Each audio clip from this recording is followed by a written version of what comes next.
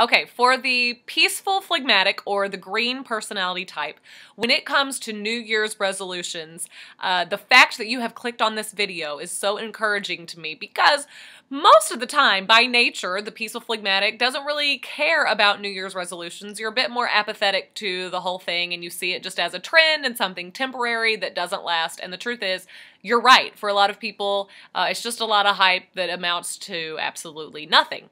And what I wanted to say to you first is that I so admire your ability and the character strength in you that allows you to be so content. That is a wonderful, beautiful thing. But I also know, because I'm married to a peaceful phlegmatic, because I have many friends and relatives who are peaceful phlegmatic, that at the core of who you are, there are some very deep desires and things that you want to achieve both personally and professionally, and you do have goals.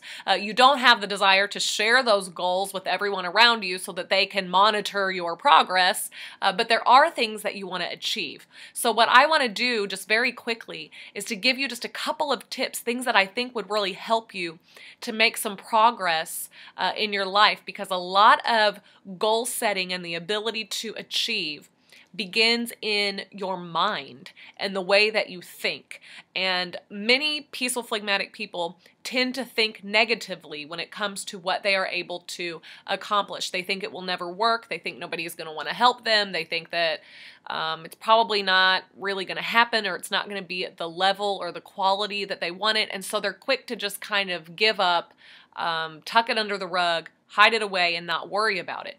I don't want you to do that, because you're basing those decisions on assumptions that aren't true.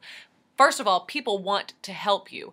The problem is they don't know what it is you want. We need you to make a decision.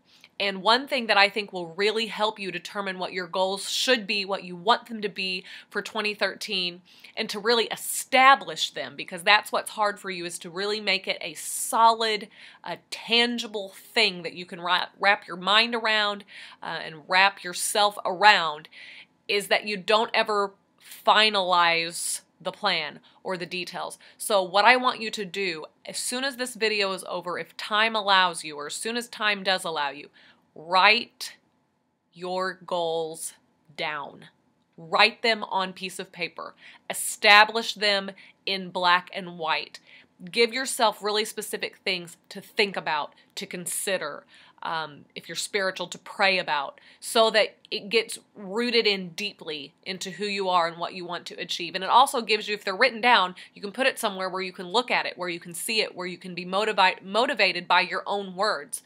There's nothing more powerful, than to know that, hey, this is really what I'm supposed to do, and I'm going to try and stick to it. So write it down. And the second thing is to ask for help. Once you know what it is you want to achieve, you may struggle with knowing what to do next. And there are a lot of people, there are so many resources out there who will have those answers for you, and you can begin to ask questions. And the really cool thing about being peaceful phlegmatic is that out of all the personality groups, you have the least enemies. You don't have any enemies. You have people around you who want to see you succeed. That's not always the case for the powerful choleric, because they are willing to run over people in order to get where they want to go, and they have made a lot of enemies along the way, so a lot of times they sort of end up on their own in what they're trying to achieve. That's not the case with you. You are going to have so much support because you have always been that for other people. You've always been their support, and so there are people who are going to be willing to come alongside you and to support you. But what you have to be careful of is that they will also take over and change the route and change the direction that you intended to go.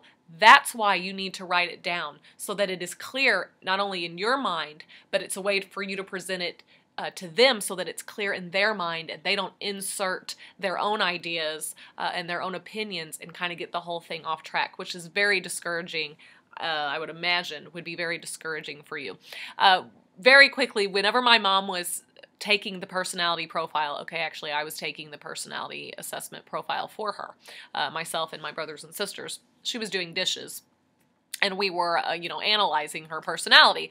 On the weaknesses side of the profile, there's a section where there are the, 4 words, if you're familiar with it, and one of the words is aimless.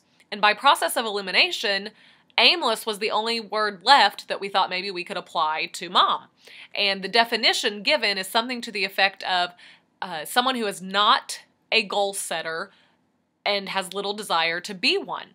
And I said, Mom, maybe you're aimless. And she said, I'm not aimless. I don't like that word. I don't want to be aimless. And I said, okay, if you're not aimless, then tell us what your goals are for this week. Like, what do you want to accomplish? And she looked at us with the funniest look on her face, and I don't think she'd mind me telling this. I mean, I've told it many, many times before. She looked at us with this funny look, and she said, I've already accomplished all of my goals. And we said, what do you mean you've already accomplished all of your goals? And she said, well, I wanted to go to college, get my degree, become a teacher, get married, have a family, raise my children. Well, and I'm done with all of that.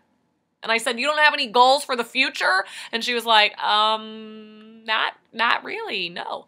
That is the beauty of being peaceful phlegmatic, is that there's just this openness about you. But for those of you who are not finished, who do not feel like you have achieved basically everything in life that's important that you set out to do, there are still small things. And Mom, I think, has come to terms with there are still small things along the way that she wants to accomplish. And setting goals and writing things down and then asking for help are the way to get there and to make progress. So good luck to you as you move forward. Don't give up on your New Year's resolutions. Just take it one very small step at a time.